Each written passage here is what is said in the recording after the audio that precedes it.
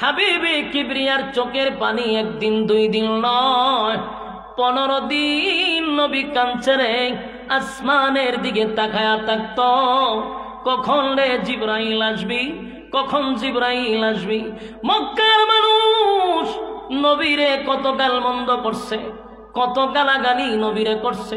আল্লাহর নবী বারবার আসমানের দিকে তাকাইয়া চোখের পানি ছেড়ে দিয়া কান্দার কয়, মালিক কি এমন অপরাধ করছি গো, 15 দিন তুমি ওহী বন্ধ করে দিলা। আল্লাহ গোটা মক্কার মানুষ আমারে বলে, আপনি নাকি আমারে ভুলে গেছেন, আপনি নাকি আমারে ভুলে গেছেন। আল্লাহ আমি জানতে চাই আপনি মালিক কি আমারে ভুলে গেছেন। রব্বে কারীম বলেন, জিবরাইল রে, আমার বন্ধু কাঁদতেছে, বন্ধুর চোখের পানি আমি বরদাস্ত করতে পারি না। 15 দিন কান্নার পরে আল্লাহ রব্বুল আলামিন যেই সূরাটা নাজিল করছে, সেই সূরাটার নাম হলো সূরা দুহা। এই ঘটনারে কেন্দ্র করে আল্লাহ নাজিল করছে। এই হলো শানে নজুল। যুবক ভাইয়েরা, সূরা দুহা নাজিল করে বন্ধুরে বন্ধু সান্ত্বনা দিছে। এই সূরার শুরুতে 2টা কসম আছে। জোরে কোন কয়টা? এই সূরার শুরুতে 2টা কসম আছে রে। আমার আল্লাহ বন্ধুরে কেমনে সান্ত্বনা দেয়, বন্ধুরে বন্ধু কেমনে খুশি করে। আল্লাহ সূরাটা নাজিল করে বলে, ওয়াদ-দুহা ওয়াল-লাইলি ইযা সাজা। আল্লাহ বলেন ওয়াদ-দুহা, দিনের আলোর কসম, দিনের আলোর কসম। ওয়াল-লাইলি ইযা সাজা, রাতের অন্ধকারের কসম। তাহলে কসম হইল কয়টা? যুবক ভাইয়েরা, কসম হলো 2টা, দিনের আলোর কসম, রাতের অন্ধকারের কসম। কিন্তু তাফসীর কারকরা ওয়াদ-দুহার আরেকটা ব্যাখ্যা করছে, ওয়াল-লাইলি ইযা সাজার আরেকটা ব্যাখ্যা করছে। ওয়াদ-দুহার আরেকটা ব্যাখ্যা হলো, আল্লাহ বলেন বন্ধু আপনার সুন্দর উজ্জ্বল চেহারার কসম। যুবক ভাই, রব্বে কারীম বলেন আপনার সুন্দর চেহারা, উজ্জ্বল চেহারার কসম। চিন্তা করেন, বন্ধুর চেহারা নিয়ে আল্লাহ কসম করে, আপনার সুন্দর চেহারার কসম গো। ওয়াল-লাইলি ইযা সাজা, আপনার সুন্দর কালো চুলের কসম। আমার নবীর চুলের কসম করছে রে, আমার নবীর চুলের কসমটা করলো, আমার নবীর সুন্দর চেহারার কসম করছে। 2টা কসম করে আল্লাহ বলেন, মা ওয়াদ্দাআকা রাব্বুকা ওয়া মা ক্বালা। আল্লাহ রাব্বুল আলামিন 2টা কসম করে বলে, মা ওয়াদ্দাআকা রাব্বুকা ওয়া মা ক্বালা। 2টা কসম করে আল্লাহ বলেন, দিনের কসম, রাতের কসম, সুন্দর চেহারার কসম, আপনার কালো চুলের কসম। মা ওয়াদ্দাআকা রাব্বুকা ওয়া মা ক্বালা, আপনার রব আপনারে ভুলে নাই। সুবহানাল্লাহ, আপনার রব আপনারে ভুলে নাই গো। আপনার রব আপনার প্রতি সন্তুষ্ট। আপনার রব আপনাকে আগে যেইভাবে ভালোবাসতো এখনো ভালোবাসে। বন্ধু, আপনার রব আপনারে ভুলে নেই। মা ওয়াদ্দাআকা রাব্বুকা ওয়া মা ক্বালা, আপনার রব আপনারে ভুলে নাই। এরপরে আল্লাহ বলেন, ওয়ালাল আখিরাতু খায়রুল লাকা মিনাল উলা। দেখেন একের পর এক নবীরে কিভাবে সান্ত্বনা দেয়। বন্ধু রে বন্ধু কিভাবে সান্ত্বনা দিচ্ছে। আল্লাহ কয়, মা ওয়াদ্দাআকা রাব্বুকা ওয়া মা ক্বালা, আপনার রব আপনার প্রতি অসন্তুষ্ট হয় নাই, আপনার রব আপনার প্রতি সন্তুষ্ট। ওয়ালাল আখিরাতু খায়রুল লাকা মিনাল উলা। আল্লাহ বলে, বন্ধু এই পৃথিবীতে আপনাকে যে নিয়ামত আমি আল্লাহ দিছি, এর থেকে বেশি কোটি কোটি গুণ নিয়ামত আপনার জন্য আমি পরবর্তী বরাদ্দ রাখছি। আপনারা কি খুশি লাগতেছে না? আপনারা আওয়াজও তো দুর্বল। নবীর ইশকের কথা শোনার পরেও যদি ঈমান জাগ্রত না হয়, বুঝবেন ঈমান দুর্বল। আশিক রাসূল তো আমরা দাবি করি, আশিক রাসূল দাবির জন্য আমরা সবার আগে দিয়া, কিন্তু নবীর মহব্বতে আমাদের ইশক জন্মায় না। ইশক আলী জন্মায় বিরিয়ানি আর জিলাপি। হ্যাঁ, এই দুইটা জিনিস সামনে বললে এইটার ইশকে খালি লাফায়, নবীর ইশকে না। আল্লাহ বলেন ওয়ালাল আখিরাতু খায়রুল লাকা মিনাল উলা। আপনার রব আপনাকে যা দিছে এর থেকে কোটি কোটি কোটি গুণ বেশি আপনার জন্য পরকালে বরাদ্দ আছে। আপনি কেমনে কইলেন বন্ধু আপনারে ভুইলা গেছি? বন্ধু গো, আপনারে আমি বলি নাই, ভুলি নাই। এরপর আল্লাহ পরের আয়াতে নবীর আরো খুশি করে বলেন ওয়ালা সাউফা ইউতিকা রাব্বুকা ফাতারদা। এই আয়াতে রব্বুল কারীম বন্ধুরে উদ্দেশ্য করে বলেন ওয়ালা সাউফা ইউতিকা রাব্বুকা ফাতারদা। বন্ধু, আপনাকে আমি অচিরেই আপনার আমি খুশি করব। সুবহানাল্লাহ।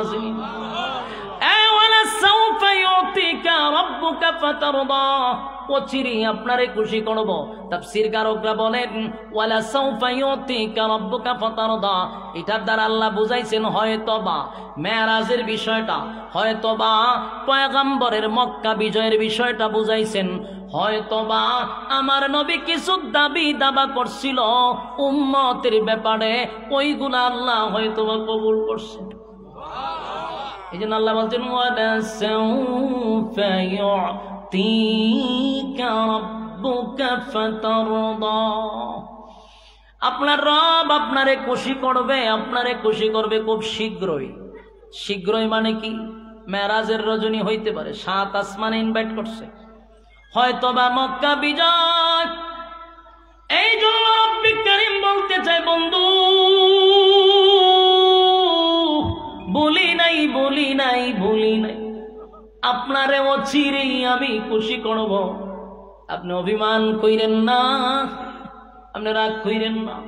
মক্কার মানুষ আপনারে গালি দিছে গো, কেউ আপনারে সান্ত্বনা দেয় নাই গো নবী। আমি আল্লাহ সূরা দুহা নাজিল করে আপনারে খুশি করে দিলাম।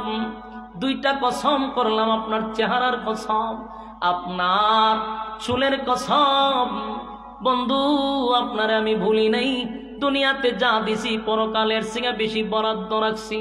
ওয়ালা সাউফা ইউতিকা রাব্বুকা ফাতারদা, আপনাকে আরো অচিরেই খুশি করব, এটা বেশি দূরে নয়। হয়তোবা নবীর অনেকগুলা ইঙ্গিত আল্লাহ দিয়া দিছে। এরপর আল্লাহ বলেন আলাম ইয়াজিদকা ইয়াতীমান ফাআওয়া। এই আয়াতে আরো চমৎকার আল্লাহ বলেন বন্ধু, কেমনে আপনি কইলেন আমি আপনারে বইলে গেছি। দেখেন অতীতের কথা আল্লাহ স্মরণ করায় দিতেছে। আলাম ইয়াজিদকা ইয়াতীমান ফাআওয়া। বন্ধু, আপনি কি এতিম ছিলেন না? আমি কি আপনাকে আশ্রয় দেই নাই? দেখবেন মাঝে মধ্যে যদি কোনো বন্ধু বান্ধবের মধ্যে ঝগড়া হয়, এক বন্ধু যদি অভিমান করে, আর এক বন্ধু তার অতীতের কথা দিয়া তারে সান্ত্বনা দেয়। তুই যে বললি তোরে ভুইলা গেছি, কেন? তোর বিপদের সময় আমি তোরে টাকা দেই নাই, তোর বিপদের সময় আমি সাহায্য করি নাই, তোর এই সময় কি আমি পাশে ছিলাম না? অমুক সময় তোর পাশে ছিলাম, এরকম বলে কি না? আল্লাহ বলেন আলাম ইয়াজিদকা ইয়াতীমান ফাআওয়া। নবী, আপনি কি এতিম ছিলেন না? আমি কি আপনারে আশ্রয় দেই নাই? নবীর অতীতের কথা বইলা বইলা আমার মালিক সান্ত্বনা দেয়। এরপর আল্লাহ বলেন ওয়াজাদাকা দাল্লান ফাহাদা। আল্লাহ বলেন আপনি তো পথহারা ছিলেন, আমি পথ দেখায়া দিছি। এর মানেটা কি? যারা এতিম হয় এরা তো সঠিক পথে চলতে পারে না। এতিম হওয়ার কারণে, কোনো গার্জিয়ান না থাকার কারণে ছেলেটা তো টুকায় হয়ে যায়, ছেলেটা কিশোর গ্যাংয়ের সঙ্গে জড়িত হয়ে যায়, ছেলেটার লেখাপড়া বাদ দিয়া দেয়, পথভ্রষ্ট হয়ে যায়। আল্লাহ কয় আমি আপনারে এমনটা হতে দেই নাই। আপনি এতিম ছিলেন, কিন্তু আমি আল্লাহ আপনাকে পথ দেখায়া দিছি, পথভ্রষ্ট আপনারে হতে দেই নাই। সুবহানাল্লাহ। একের পর এক হাবিবে কিবরিয়াকে মালিক নিজেই তো সান্ত্বনা দেওয়া শুরু করলো। বন্ধুরে বন্ধু, পিছনের কথা শুনাইয়া আমার মালিক বলেন ওয়াজাদাকা আইলান ফাগনা। এরপর আল্লাহ বলেন ওয়াজাদাকা আইলান ফাগনা। এই জায়গাটা বিশেষ করে আলেমদের জানা বেশি দরকার। মানে এটা আপনারা জানেন, কিন্তু ওয়াজটা বেশি আপনাদের করা দরকার। এখানে আল্লাহ একটা কথা বলছে যে ওয়াজাদাকা আইলান ফাগনা। আপনি তো গরিব ছিলেন, আপনি নিঃস্ব ছিলেন, আমি আপনার ধনী বানাইছি। বলুন আল্লাহ কি কইছে? আপনি গরিব ছিলেন, পরে কি কয়? ধনী বানাইছি। এই জায়গাটা আমার আশ্চর্য লাগে। আশ্চর্য হইল, আল্লাহ কয় আপনি গরিব ছিলেন, আমি আপনাকে ধনী বানাইছি। কিন্তু কপাল পোড়া জাতি সারাটা জীবন শুধু ফেটে ফাত্তর ছিল, নবীর ওয়াজই করে। আগের পৃষ্ঠাত গরিব ছিল, পরের পৃষ্ঠাত আল্লাহ ধনী বানাইছে। এই ওয়াজ করস না কা? খালি হয় নবীর ফেটে ফাত্তর আছেন, খানা দুটা টান মারে। আর এই ওয়াজ জাতিরে এই পরিমাণ খাওয়াইছে, মগজ দুলাই করে লেছে এই ওয়াজ করতে করতে। আর মানুষ মনে করে ইসলাম মানেই হলো গরিব, ইসলাম মানে ফেটে ফাত্তর। তো নবীর ফেটে ফাত্তর ছিল, নবী গরিব আসলে খালি ইওয়াজই উনচাস। তো নবী যে ধনী ছিল এই কথাটা কেন আমরা বলি না? আমার কথাটা আপনারা বুঝতেছেন? ব্যক্তিগত হইতেছি না কোরআন থেকে হইতেছি? আপনি ব্যাখ্যা করেন না। আল্লাহ কয় আপনি নিঃস্ব ছিলেন, গরিব ছিলেন, আমি আপনার ধনী বানাইছি। ধনী সত্তরতা আল্লাহ বলছে, ধনী বানাইছি। তো আমরা খালি গরিবের ওয়াজটাই করলাম কেন? ফেটো ভাত্তর ইওয়াজ ছাড়া যে নবী ধনী হয়েছে ওয়াজ করুন জানা? এখন কবি করলে কি দিয়েছে? নবী তো গরিব ছিল। হ্যাঁ গরিব ছিল। এই ওয়াজের দ্বারা ক্ষতিটা কি হয়েছে আর লাভটা কি হয়েছে একটু বোঝার চেষ্টা করে। সারা দেশে এক ছাটিয়া ওয়াজ করতেছি নবীর ফেটো ভাত্তর, ধনীর কোনো ওয়াজ নাই। আর এটা দিয়ে এমন মগজ দুলাই করছেন সুশীল সমাজ, নাস্তিক পাড়ায় ওয়াজ মগস্ত। এখন 25 সালে এই যুগে আইসা কোন আলেম যদি রাজনীতি করতে চায়, নেতৃত্ব দিতে চায়, ওই সুশীল সমাজ আর নাস্তিক পাড়ার লোকেরা বলে আলেমরা থাকবে মসজিদে, আলেমরা থাকবে মাদ্রাসায়, রাজনীতি করে কেনে? কথা হয় না? আমার কথা আপনারা বুঝেন কম, আমি যা বুঝতেছি। আর আপনারা এখন বিরক্ত লাগতেছে আমার ওয়াজটা, এটাও বুঝতেছি। কারণ খাওয়ান সামনে তুইয়া যত মিষ্টি কথাই হোক মজা লাগে না, এটা কিন্তু বাস্তব কথা না। আপনার আওয়াজে বোঝা যায় যে হুজুর ছাইরা দিলে একটু বালা হয়, বিরানির গ্রানত তো আইতেছে। আর এরা দেখছি আমাদের ডেকছিল দৌড়তে, তে আমাদের কেড়ে আনে যে গ্রান তো লাগে না। লক্ষণে আপনারা কইলে ছাইরা দিলে তো আমার ডাবল সুবিধা, আমি বেজান না। কিন্তু আপনারা যখন আর লক্ষণ খারাপ দেখতেছে, আমি চলতো না আর একটু সময় কেমনে বুঝতাম না আপনারা চলে যখন সেদ বেত নাই। আমার কথাটা একটু বুঝার চেষ্টা করে। আল্লাহ কয় আপনি গরিব ছিলেন, আমি ধনী বানাইছি। তো গরিবের ওয়াজ করে ক্ষতিটা কি হয়েছে জানেন? এখন 2025 সালে আলেমরা যদি রাজনীতি করতে চায়, এরা আপনারা বয়ান দেয় আপনারা হুজুর থাকবেন, মসজিদ সম্মানী মানুষ, মাদ্রাসা থাকবেন, আপনারা রাজনীতি করেন। এই কথাটা আমরা এখন বলে কেন বলে? এই দোষ এদের না, আমাদের মতো কাঠমৌলবীর দোষ। কারণ কাঠমৌলবী আরা দিন ওয়াজ করছে নবীর ভেড়া ভাত্তর, কিন্তু এই কাঠমৌলবী জানে না নবী যে দেশের প্রেসিডেন্ট ছিল। আমার নবী দেশ চালাইছে, রাষ্ট্র পরিচালনা করছে, এই মৌলবী ওয়াজ করে না। তাই নাস্তিক পাড়ার লোকেরা আমরা আঙ্গুল দেখো রাজনীতি ভাইছেন গো, আমরা রাজনীতি বলে ভাইছি গো। এটা হাসির কথা না, আমরা রাজনীতি ভাইছি কই। আমার মাঝে মধ্যে মনে হয় খাসা সিংলা চিনেননি আপনারা? এই খাসা সিংলাতে মিনিমাম আধা ঘন্টা বাড়ি নিয়ে যেত গড়ি দুইটা, থইলে শরীরের জাল আমার কিছু মিটলইলে। আমরা রাজনীতি ভাইছেন কই? আরে চূড়া আমি রাজনীতি ভাইছি কই মানে? আমার নবী দেশ চালাইছে, নবীর রাষ্ট্রনায়ক ছিল, প্রেসিডেন্ট ছিল, তুই কত রাজনীতি ভাইছি কো? আমরা না জিগাইতা। কারণ আলেমরা রাজনীতি স্বয়ং রাসূলের কাছ থেকে শিখছে, রাসূলের কাছ থেকে আমরা রাজনীতি শিখছি। আমরা না তোরা বসতাম, তোরা রাজনীতি ভাইছি কো? তোরার রাজনীতির যে মডেল, আমার তো মনে হয় তোরা রাজনীতি যদি রাসূল থেকে শিক্ষা না থাকস, কারণ তোরা তো আমরা প্রশ্ন করে রাজনীতি পাইছি কই? আমরার ভূমিকা হলো রাসূল থেকে শিখছি। তোরা কি জবাব দিবি? তোরা জবাব দিবি ফেরাউনের কাছ থেকে রাজনীতি শিখছস, নমরুদের কাছ থেকে রাজনীতি শিখছস, আবু জাহিল্লার কাছ থেকে রাজনীতি শিখছস। এই জন্য ফেরাউনের যেই ক্যাটালগ তোদের ক্যাটালগে মিল হয়ে গেছে। এরা রাজনীতি চালানোর যে সিস্টেম, তোদের রাজনীতি চালানোর সিস্টেম, কারণ প্রত্যেকটা নেতার প্রভাব কর্মীর উপরে পড়ে। বাস্তব না বাস্তব? আলেমরা যদি রাজনীতি করত, নবীর প্রভাব রাসূলের এই কি কয় রাসূলের সৈনিকের উপরে তার প্রভাব পড়ত, কর্মীদের উপরে তার প্রভাব পড়ত। আমরা রাজনীতি শিখছি রাসূলুল্লাহর কাছ থেকে, রাসূলের প্রভাব আলেমদের প্রতি পড়ত, দেশ সোনার বাংলাদেশ হয়ে যেত। আলেমরা রাজনীতি করলে দেশের টাকা বিদেশ পাচার হতো না, আলেমরা রাজনীতি করলে গুম হত্যা হইতো না, আলেমরা রাজনীতি করলে দর্শনের সেঞ্চুরি হইতো না। কারণ রাজনীতি শিখছি তোমরা রাসূলের কাছ থেকে। তোদের রাজনীতি আবু জাহেলের রাজনীতি, তোদের রাজনীতি নমরুদের রাজনীতি, তোদের রাজনীতি ফেরাউনের রাজনীতি। ফেরাউনের যুগে গুম হত্যা হইতো, ফেরাউনের যুগে যেমন গুম হত্যা হইতো তোদের যুগে গুম হত্যা হয়। ফেরাউনের যুগে দর্শন হইতো, তোদের যুগে দর্শন হয়। ফেরাউনের যুগে দেশে লুটপাট চলতো, তোদের যুগে লুটপাট হয়। কারণ প্রত্যেক নেতার প্রভাব কর্মীর উপরে। বাস্তব না বাস্তব? আলেমরা রাজনীতি যদি করত তাহলে ইসলামিক আইন অনুযায়ী করত, দেশের টাকা দেশে থাকতো, বিদেশে যাইতো না। কথা হয় না দি? আল্লাহ ডাইরেক্ট কয় আপনি গরিব ছিলেন, ধনী বানাইছি। আমার দুঃখকে খবর হইতে যায়, কেরে রে তুই ধনীর ওয়াজ কেরে করস না? নবী যে দেশের প্রেসিডেন্ট ছিল, রাষ্ট্র চালাইছি, ওয়াজটা কেরে করস না? তুই কোন কারণে করস না? খালি গরিব গরিব কইয়া দিস 12টা বাজাইয়া। আমরারও দোষ আছে, ইসলামটার একেবারে দরিদ্রতা নিয়ে গেছে। আর আমরা একজনের বুজুর্গর সিস্টেম হইলো যে আল্লাহ আল্লাহ বিল্লাহ করবো, ফিসাদা ফাঞ্জাবি বললে উঠে গেছে। খান বুজুর্গ, তাই উজুর মানুষ, বুজুর্গ মানুষ, ইতার খবর টবর নাই। আপনার এটি কেটা কইছে? পাইছেন কো? এটি পাইছেন কই আপনি? রাসূল যে সময় রাষ্ট্রনায়ক ছিল, দামি কাপড় পরে মানুষের সামনে কথা বলতো। রাসূলের কয়েকটা দেশ ছিল, এর মধ্যে যদি রাষ্ট্রীয় চেয়ারে বসত, দামি পোশাক পরে রাসূল বসত, সবুজ পাগড়ি পরে রাসূল বসত। আর তাই পাঞ্জাবি বললে উঠে যায়। এগুলার প্রভাব পড়ে ভাই। প্রভাবটা কি? একটা ইঞ্জিনিয়ারের ছেলে মাদ্রাসা দিতে চায় না, দিয়ে কিতাব দিতে এরা নাক ছিটকায়। একটা ডাক্তারের ছেলে মাদ্রাসায় দিতে চায় না, একটা ইঞ্জিনিয়ারের ছেলে দিতে, শিল্পপতির ছেলে মাদ্রাসায় দিতে চায় না। কেন? যে মইরা গেলাগা হে শুধু খালি গিয়া ফরাইবো আর কোরআন শরীফে বই থাকবো। আমরা এই জায়গাটা তুলে গেছি ইসলামটা। কেন? স্মার্টলি আলেমরা চলবে, আলেমদের টাকা দরকার আছে। আমি মনে করি যত স্মার্ট হয়ে আলেমরা চলবে, আরেকজন ইঞ্জিনিয়ার তার ছেলে মাদ্রাসায় পড়াইতে বাধ্য। আমরা চলুন ফকিরের মতো, তে হেবাটা আমার দিত কেমন মাদ্রাসাটা।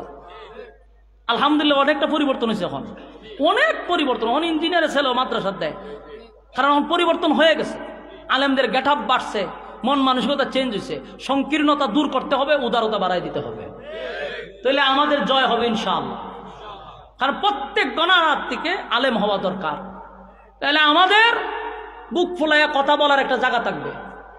আমরা তো নিচে কাকার দরিদ্র সমাসীমা, উজুর মনে, এরা উজুর মনে করে কিতা যে একজন কোন দিন মরবো আর হেতে গিয়ে 40 খাইব, এই উজুর এই জায়গাত নিছে। অথচ একজন আলেম উনি হলো দেশের নেতা, একজন ইমাম মানে হলো নেতা, তার নেতৃত্বে মহল্লা চলবে। এটা ছিল আলেমের শান। কিন্তু আমরা তো এই জায়গা ধরে রাখতেছি না। হয়ে যায় ফেরা 72 ওয়াজ, হানারা জীবন খানো টান দিয়া 72 ওয়াজ করছে, কিন্তু নবী যে দেশ চালাইছে এর খবর নাই। এমনও শ্রোতা আছে, বিশ্বাস করবেন, নবী যে দেশের প্রেসিডেন্ট ছিল অনেক মুসল্লিরা জানেই না। এমন শুনে জীবনে হানে তো জানে ফেরা পারত। দেশের প্রেসিডেন্ট শুধু আমার নবী ছিল না, হযরত আবু বকর দেশের প্রেসিডেন্ট ছিল, হযরত উমর দেশের প্রেসিডেন্ট ছিল, হযরত উসমান দেশের প্রেসিডেন্ট ছিল, হযরত আলী দেশের প্রেসিডেন্ট ছিল। দেশ মোল্লারা চালাইয়া গেছে। আমরা রাজনীতি ভাইছেন কই হুজুর, আমরা জিগা ঠিক করি কইরা মেজাজটা খালি ক্ষমতা নাইলে সিংলাদা বাইরে হাত পাত করে আলি বাইরে বলে ফাইজলামি করা আলেমরা জিগা রাজনীতি। আমরা বলে রাজনীতি বুঝতাম না, এমনি আপনার রাজনীতি বুঝে এরা কেমনে বুঝাইতাম কোন চান? বেটা তুই যে লেখাপড়া করছ, তুই ডিগ্রি লই আমেরিকার থেকে, তুই 10 জন মানুষের সামনে কথা বলতে পারস না। আমি তো মানুষ ছুটু, কিন্তু সারা দেশে তো ঘুরি। অনেক এমপিরাও আমরা সামনে হারিয়া এত টুটু মুখ লাগে, সালাম দিব কোন সময় আর জিগাইব কোন সময় বুঝা পাইতেছে না। কথা বেড়া ছাড়া লাগাইয়া পরে কিতা কয় কিতা না হে নিজে বুঝা পায় না। তো তুই না ডিগ্রি লইছ আমেরিকার থেকে, আর একজন মৌলবীরে বয়াইতে 2 লক্ষ মানুষের সামনে টুডে মুখে আমাদের কথা বাঁচবে না ইনশাআল্লাহ। আমরা রাজনীতি বুঝিনি, এটা হাস্যকর না? 30 পারা কোরআন আলেমরা বুকের ভিতরে ঢুকাই রাখছে, কোরআনের ব্যাখ্যা তারা বুঝে, সব জানে, আর আমরা রাজনীতি ভাইসি কই। এটা হাস্যকর নি? এই সুযোগ দেওয়া যাবে না। প্রত্যেক জায়গার থেকে রাষ্ট্র নিয়ে আলোচনা করবেন। রাসূল দেশের প্রেসিডেন্ট ছিল। এই নাস্তিক পাড়ার মগজ দুলাই করা দরকার। কথা কই না দি? আল্লাহ স্পষ্ট বক্তব্য দিতেছে। ওই রাসূলের আগের কথাগুলি শুনায়া শুনায়া নবীরে আল্লাহ সান্ত্বনা দিতেছে। ওয়াজাদাকা আইলান ফাআগনা, আপনি নিঃস্ব ছিলেন, বলল আপনি নিঃস্ব ছিলেন, আমি কি আপনাকে ধনী বানাই নাই? দেখেন এক একটা কথা বইলা নবীরে সান্ত্বনা দেয়। বলল আপনি এতিম ছিলেন গো, এতিম ছিলেন, আমি আপনাকে আশ্রয় দিছি। আপনি পথহারা ছিলেন, আমি পথ দেখায়া দিছি। আপনি গরিব ছিলেন, আমি ধনী বানায়া দিছি। সুবহানাল্লাহ। আল্লাহ রাব্বুল আলামিন বন্ধুরে পিছনের কথা স্মরণ করায়া বলেন, ফাআম্মাল ইয়াতীমা ফালা তাকহার, কাজে আপনি এতিমের প্রতি কঠোর হবেন না। এক বিশ্বনাথের বাইরা, আমি জানি বিশ্বনাথ লন্ডনের সংখ্যা বেশি। সিলেটের মধ্যে একটা হইল বিয়ানীবাজার আর একটা হইল বিশ্বনাথ। লন্ডনের ঠেলা বেশি। আপনারা ধনী মানুষ, টাকাওয়ালা মানুষ। আমার মালিক এই স্পষ্ট নবীরে ঘোষণা দেয়, আপনি এতিমদের প্রতি কঠোর হইয়েন না। আপনারা যারা আছেন, টাকা আছে, পয়সা আছে, টাকা বেশি হওয়ার কারণে বছরে 2 বার উমরা হজ করেন, টাকা ওড়া, মানুষটা খাওয়ান, সব ঠিক আছে। কিন্তু এতিমের প্রতি যদি আপনারা কঠোর হন, কিয়ামতের কঠিন ময়দানে আমার নবীর সুপারিশ আপনার কপালে জুটবে না। কথা কি ক্লিয়ার? কথা কই না দি? আল্লাহ বলেন, ফাআম্মাল ইয়াতীমা ফালা তাকহার, এতিমের প্রতি আপনি কঠোর হইয়েন না। এরপর আল্লাহ বলেন, ওয়া আম্মাস সাইলা ফালা তানহার, আর আপনি মানুষকে তিরস্কার করবেন না। মানুষের সাথে আমরা অনেক সময় টাকা হয়ে গেছে, এখন আগে টাকা আসিন না, এখন টাকা হয়েছে। এখন যে তার টাকা হয়েছে, এটার গরমে 2-4 জন ডেলিভারি জায়গা রাস্তা বাঁচতাম না, বাঁচতাম।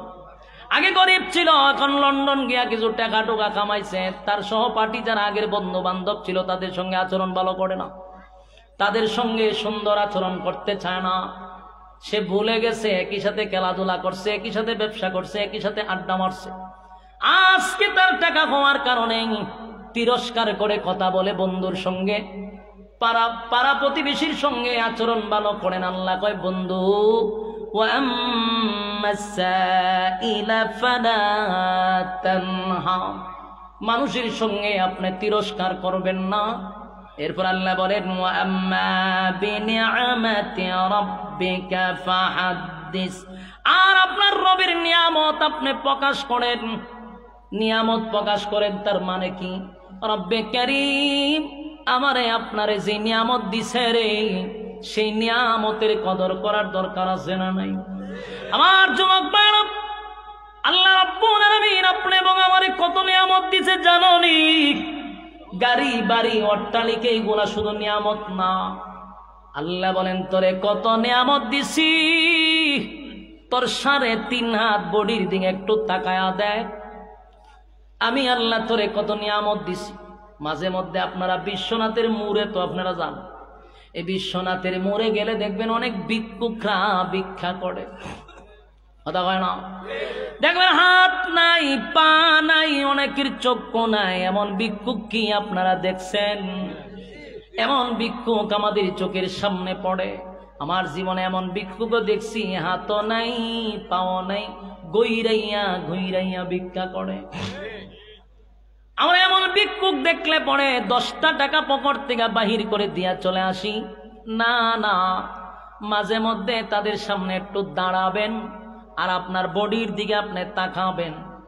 এরপরে চিন্তা করবেন, আপনি আমার মালিক আমারে আপনারে কত বড় নিয়ামত দান করছে রে।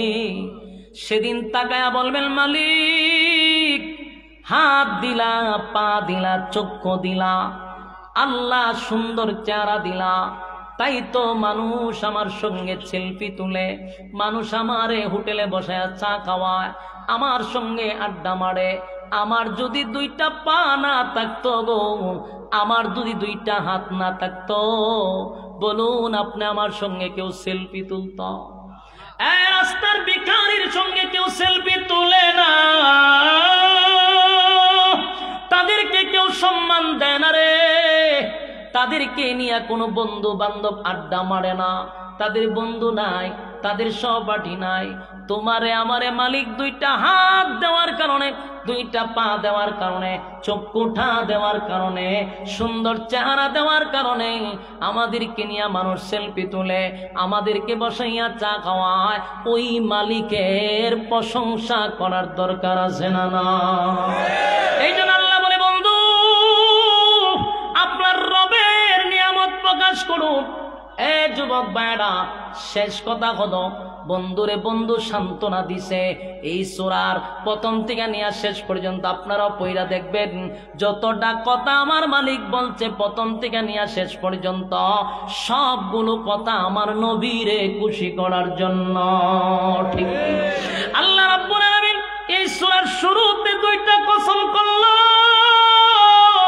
একটা কসম নবীর চেহারা, একটা নবীর কালো চুলের কসম। দুইটা কসমকের বন্ধুরে এই পর্যন্ত সান্ত্বনা দিছে আল্লাহ রাব্বুল আলামিন। বন্ধুরে বন্ধু সান্ত্বনা দিয়া বুঝায়া দিল, বন্ধু আমি আপনাকে বলি নাই মা ওয়াদ্দাআকা রাব্বুকা ওয়া মা ক্বালা। আপনার রব আপনারে বলে নাই, আপনার রব আপনারে বলে নাই, আপনার রব আপনার প্রতি অসন্তুষ্ট হয় নাই। কথা কি বুঝতেছেন? আল্লাহ আপনি এবং আমারে বুঝার এবং আমল করার তৌফিক দান করুক সকলে বলে আমিন। দীর্ঘক্ষণ সময় ভাই আমি অত্যন্ত খুশি হয়েছি আপনাদের বসা দেখা, মৌমাছির মতো বসে রয়েছেন, একটা মানুষও লড়েন নাই। দীর্ঘ সময় ধরে আপনারা ওয়াজ শুনতেছেন, রাত হয়ে গেছে 2টা, প্রায় 1.5 ঘন্টার কাছাকাছি আমি কিন্তু সার্ভিস দিতেছি, এরপর আপনারা লড়ছেন না। আল্লাহ আপনাদের হায়াতে আমলে বরকত দান করুক সকলে বলে আমিন। দুরূদ শরীফ পড়েন, আল্লাহুম্মা সাল্লি আলা মুহাম্মাদ।